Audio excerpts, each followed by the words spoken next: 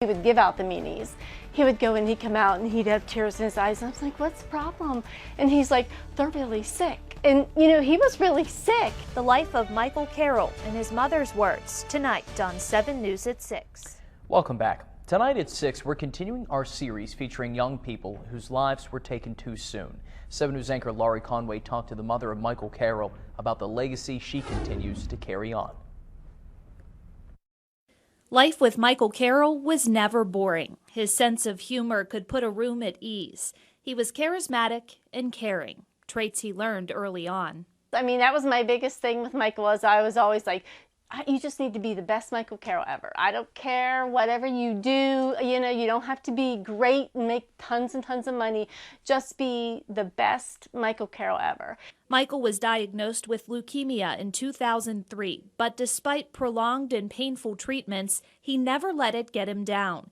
He often joked with his nurses, especially about his favorite topic, where he was going to eat that day. Eventually, Michael was in remission. He returned to school but still kept in mind the children battling cancer.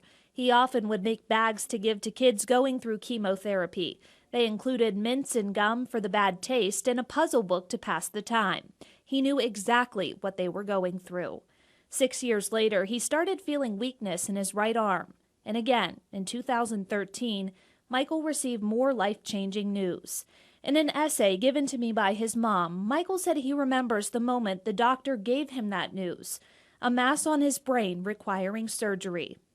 I was never so scared by something that was read to me in my entire life, he wrote.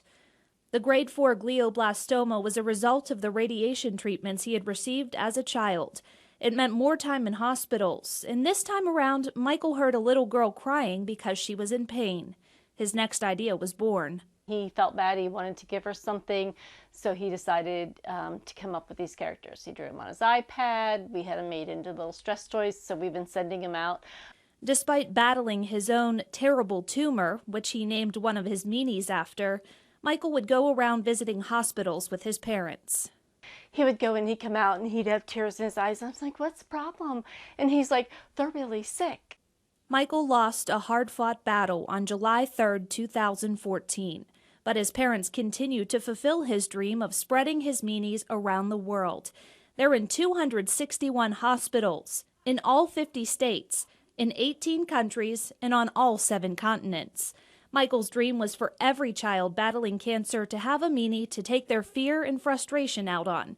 And as his parents continue to send them to hospitals, Michael is still being the best Michael Carroll he can be from the best seat in the house. In Wheeling, Laurie Conway, working for you.